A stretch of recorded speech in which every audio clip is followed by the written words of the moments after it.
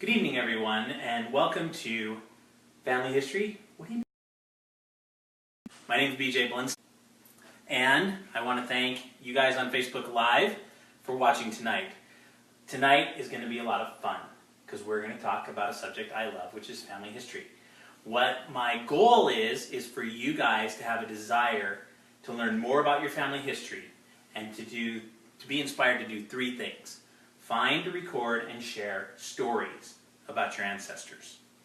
Now, as we go through tonight, I want you to realize that stories exist in your history. Family history is not just about dates and places and where things happened and when they happened. There's also stories to the lives of the people that you find and who you research and look up and delve into. So tonight, we're going to be informative, we're going to be interactive, and it's going to be upbeat.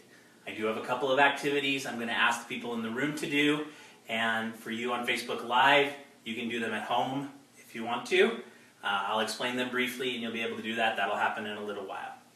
So I've been doing family history for a number of years now, and as I've done family history, I've found lots of stories. Stories about my parents, my grandparents, great-grandparents, cousins, and I'm going to share a couple of those stories tonight with you also.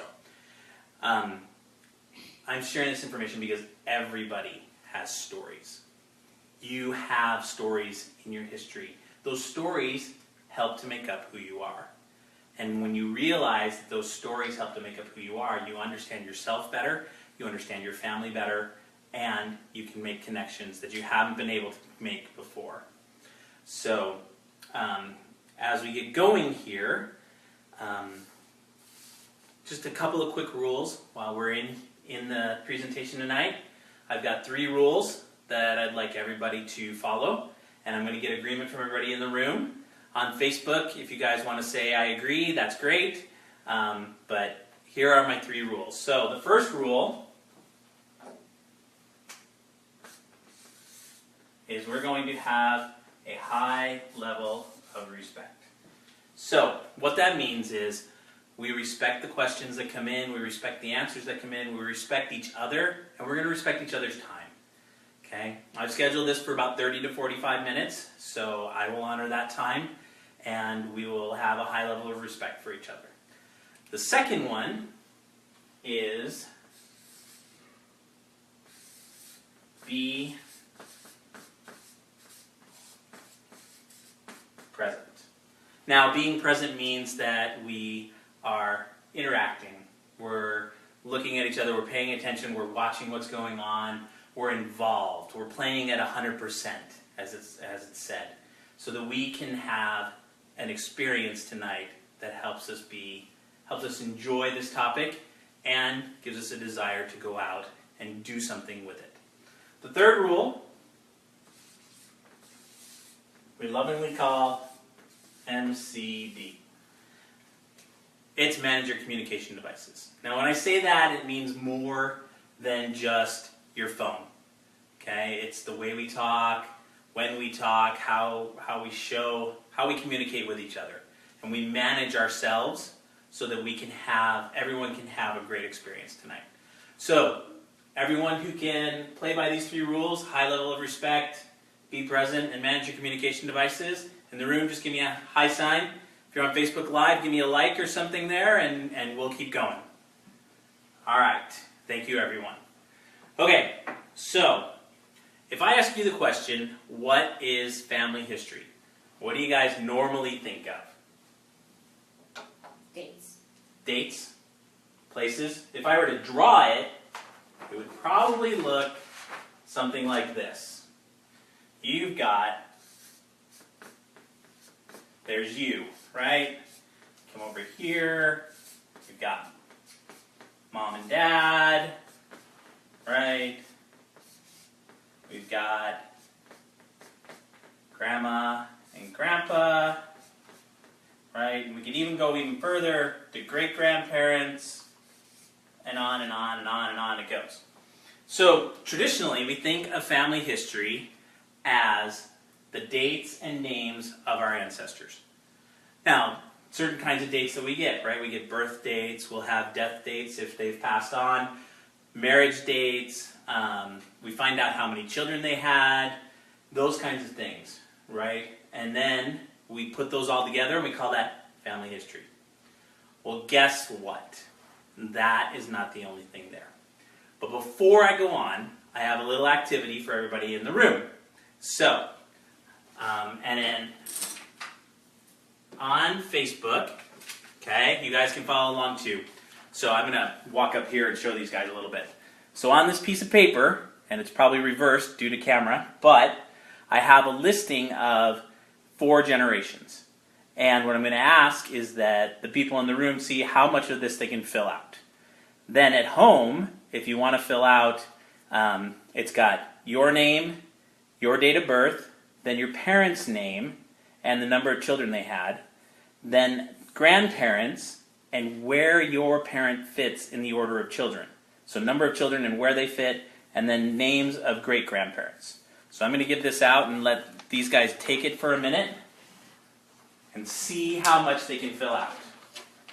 So while you guys are waiting there, if you guys on Facebook Live want to try and fill some of that out, that would be great too.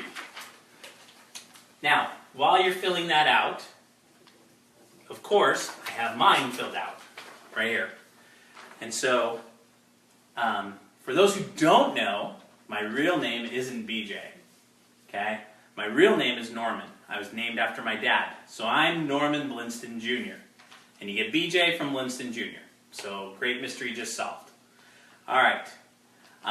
My parents, Gene Gilmore, Norman Blinston. Grandparents, Alton Blinston, Viola Bush, Samuel Gilmore, Dorothy Perkins. Now, those I can spout out all the time. My great-grandparents, I can do decent. I've got Frederick Blinston and Meta Briggs.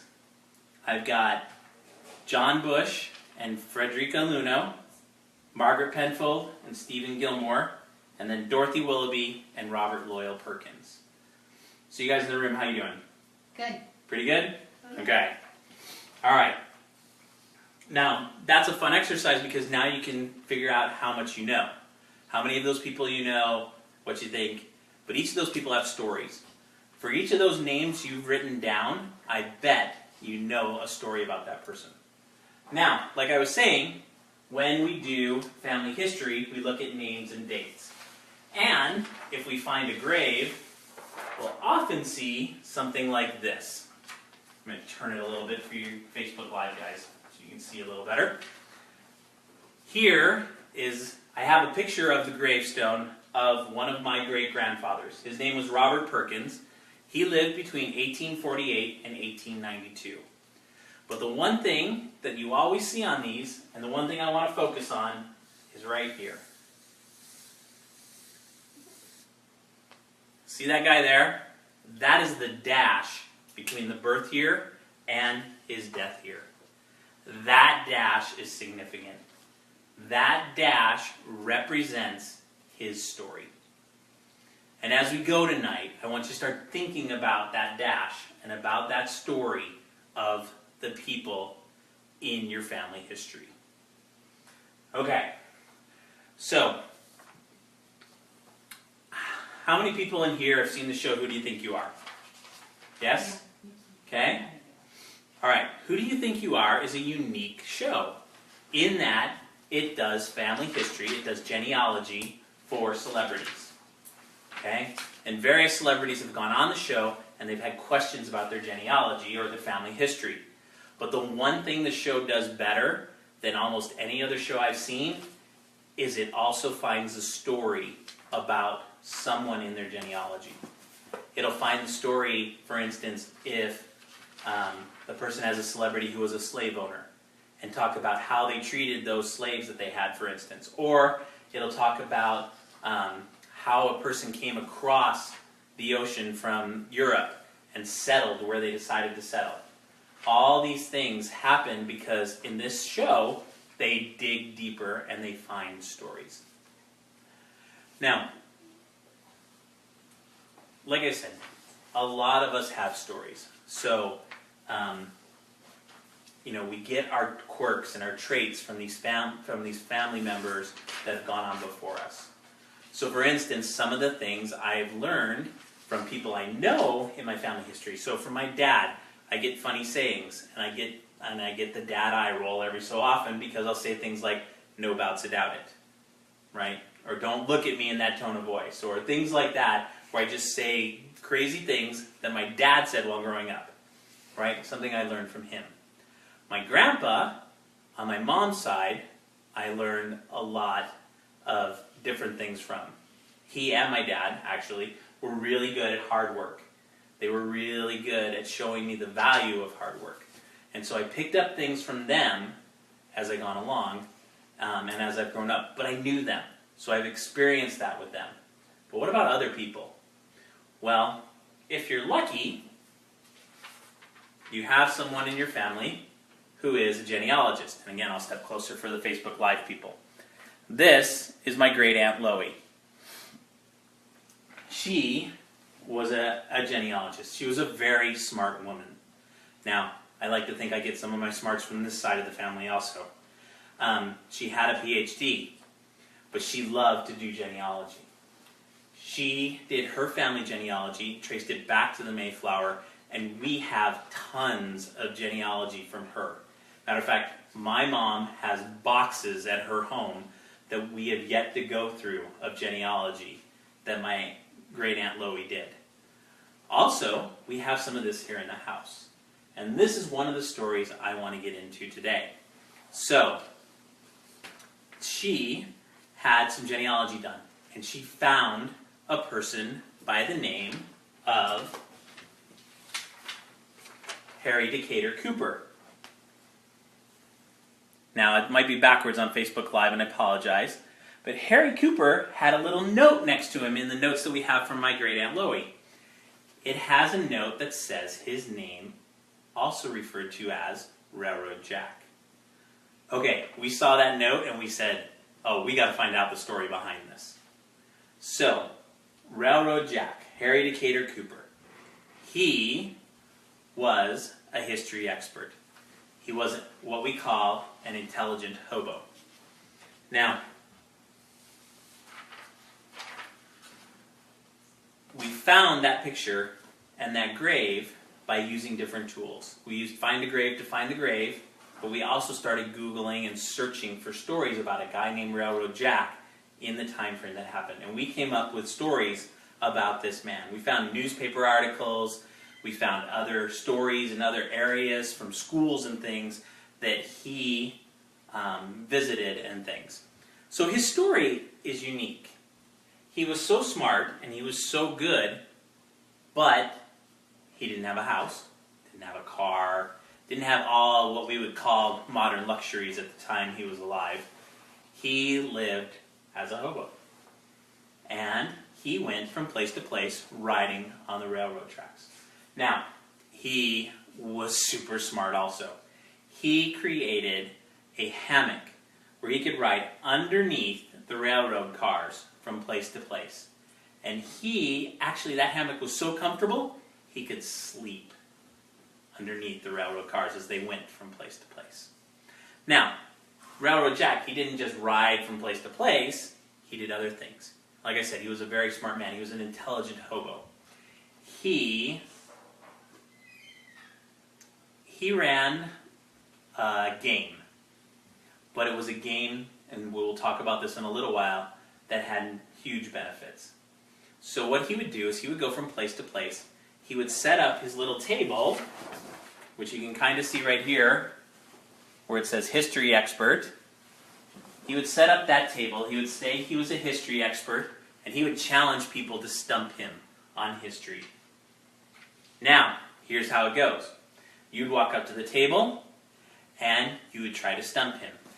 If you could stump Railroad Jack, you would get $1. If you couldn't stump Railroad Jack, you had to give him $1. Now the story goes that Railroad Jack never got stumped. Nobody could stump him. He earned a lot of money that way. But guess what? He lived as a hobo. He didn't use that money to get comforts. He did something else with it. In a minute, we'll talk about that. Now, a lot of you may know who Ken Jennings is. Ken Jennings was a great Jeopardy champion, right? He was the first one to win a lot of money in Jeopardy, and some people consider him very smart. My take is Railroad Jack would have given Ken Jennings a run for his money. He just would have been able to sit there, and the two of them could have gone back and forth, and it would have been a great match. Okay, so Railroad Jack is making all this money with this with this game that he played. Stump him. See if you could stump him. And so, what did he do with that money? Well, one year, he made $1,000. He donated it all to schools. He loved education. Education was huge for Railroad Jack. And he donated this $1,000 to the schools. Now, in today's money, okay, this is early 1900s, in today's money, that $1,000 is approximately $13,750. Can you imagine what would happen if each of us was able to raise that kind of money and put it into the schools? What kind of good we could do with that? And that was his goal. Now, he wasn't only earning money to donate to schools. Because he was so smart in history, he would go on school visits. Today, this wouldn't happen. I think school security would freak out about this, right? But Railroad Jack would show up to a school, and they would let him teach. They would let him teach history. And I'm not only talking elementary schools or high schools. College professors would stop if he showed up and give him part of their lecture time to talk about history. That's how smart he was, and that's how respected he was around these areas where he went. Now, it's not all serious with Railroad Jack either. There is a funny story about Railroad Jack. Okay? One time, he was out doing his thing, and he met this man. This man's name happened to be Henry Ford. Henry Ford met Railroad Jack. They talked for a while, and Henry Ford said to himself he wanted this guy working for him. Offered Railroad Jack a job on the spot. Railroad Jack said yes. Seems kind of odd for him, but he said yes. He lasted a week. 1 week was all he lasted with Henry Ford's job. And then he was back to being Railroad Jack, riding the rails, living his hobo life.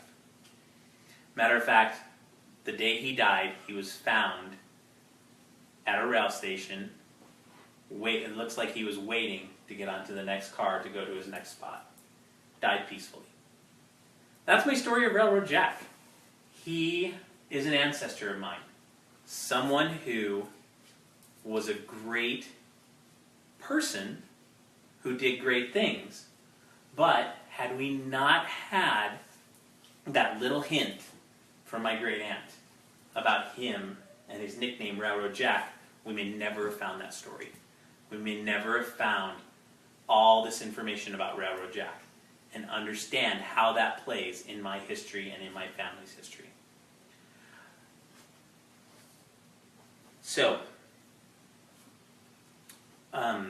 hearing stories of our ancestors helps us connect with them and gives us some understanding of who we are. Now, there are some tools that you can use to start finding these people, and I mentioned a couple of them, right? I mentioned Google searching for the name and finding it. Find a Grave, which allows you to look up pictures of graves. Our family genealogy we do on two places, FamilySearch.org and Ancestry.com. Both tools that help us record dates and pictures and names and places and everything else about our family history. There is one other tool that we used to figure out how, where different people are in our family history. So normally, like I showed here, we go our direct ancestors, right? So we go down the line, we follow our father, our mother, grandmother, etc., on down the line. Well, if we did that, we would never have found Harry Cooper. We would never have found Railroad Jack, because Railroad Jack sits over here. He's actually a cousin. He's not a direct descendant. I'm not a direct descendant of Railroad Jack. So, there is a tool out there, and you're going to have to go out and look at it. It's called Puzzilla. Puzzilla. So, I'll put it up here.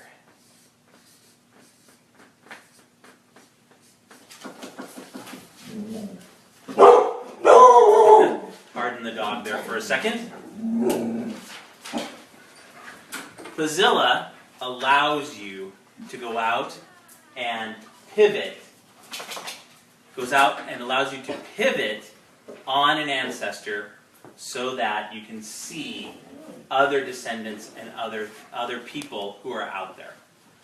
It's a really cool tool, and I think it'd be something you guys would like to look at and like to see. It's really an awesome thing to use. Now, I have a second activity. So for those of you in the room who did the first activity, on the back of your sheet, and again, I'm going to come closer here for the Facebook Live people, I have an area here where I want you guys to write a quick story about your ancestors. So one of your ancestors, a story you know about him. And I'm going to tell a funny story about my Grandpa Sam as we go through this activity. So, and I wrote it down so I got it right. My Grandpa Sam is pictured right here. Okay? He's this handsome guy right there. All right? He's my mother's father. And he was an amazing man also. Matter of fact, he was the branch manager of the local bank and did a lot of good in our community when I was growing up. Now, when Grandpa retired, he retired down to Florida. And they lived on the canals, and they had a boat. And Grandpa tells a story about my grandmother, Dorothy. His nickname for Dorothy was Doff. Everybody called her Doff or Doffy. It shortened Dorothy down. But Grandpa used it as a great term of endearment. So, when they were in Florida, my grandfather would often joke about his next boat. He would tell us that the next boat he got would be named the Doffy 1. That's 1 as W-O-N. So it was kind of a joke it was kind of a humorous way of saying that Grandma was able to get her way, but Grandpa still got his boat. So she won, but he still got the boat. And it was one of those funny stories that he used to tell all the time. I was going to name my next boat the Doffy 1. My grandpa loved to play with words. And it's one of those stories that has stuck with me and that I can tell to members of my family as we gather together at specific times. So, for everybody here, what's next? What do you guys need to do to be able to find these stories? Well, in the room and on Facebook Live, I've given you a couple of suggestions of how to do it. First, find some names. And then, find some stories.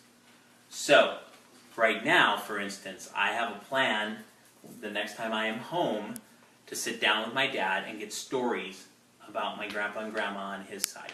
I don't have a lot of those. And I want to be able to share them, and I want to be able to find them, and I want to be able to record them so I can share them with my children, my nieces and nephews, with grandchildren and great-grandchildren, if I'm lucky enough to live that long. But it's in these stories that we gain strength. There was a study that was done a while ago that showed that people who had strong family stories had strong families. And it's my belief that if you do have strong family stories, and you know your family, you know who you are, where you came from, and how you gained some of these things, you will have a strong family. All right.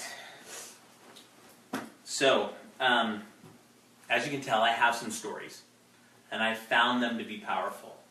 They have helped me know who I am and where I am going. They've helped me be stronger as a husband, as a father, as a neighbor, as a brother, pretty much in all areas of my life, even in my job. Those family stories and those things that I have learned from them have helped me to be a better person. Now, why am I presenting this now? Well, I think the art of storytelling has been lost on us. I think with all our modern communications, with our social media, with everything else, we've lost that ability to storytell. That we don't have the means or the ways, or we don't know the stories, so we can't pass them on. There was a time in history when all they had were oral stories, and they got passed on from generation to generation. We don't do that today. We don't record them today, and we should, because these are the stories that make up who we are.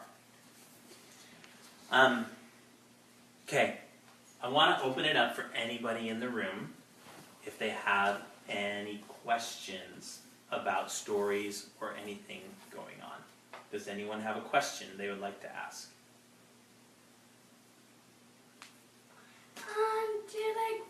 Did your grandpa and grandpa love you, or?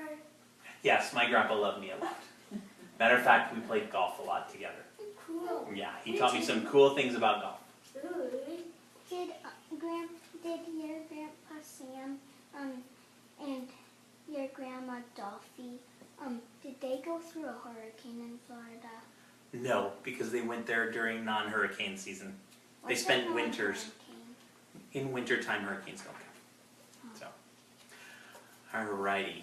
Okay, so what do we need to remember here tonight? One, family history is fun. Finding stories like Railroad Jack is fun. That, as I said earlier,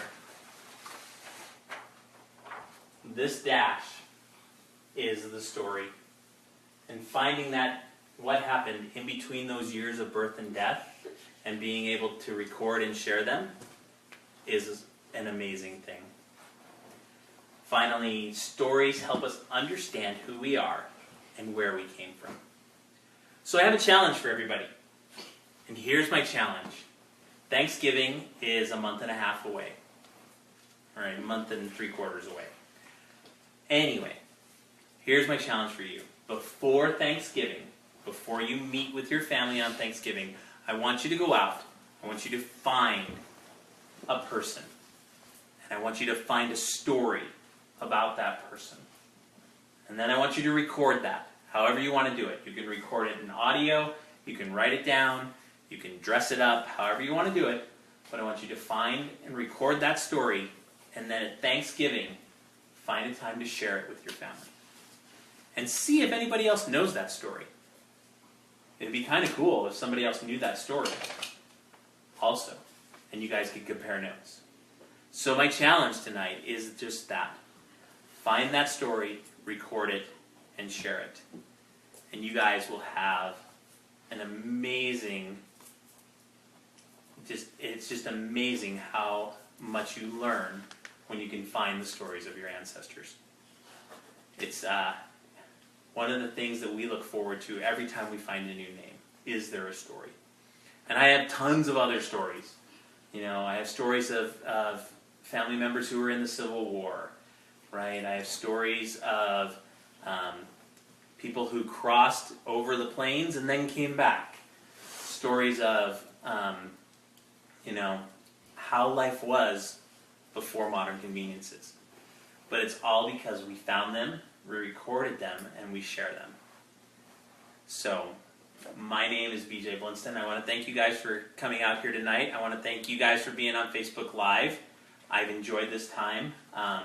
If you do have questions after the presentation, let me know. I'm going to be here. I will stop the Facebook Live because it does have a time limit, but you guys can ping me and post and hit me up on that. So with that, thank you everyone, and have a great evening.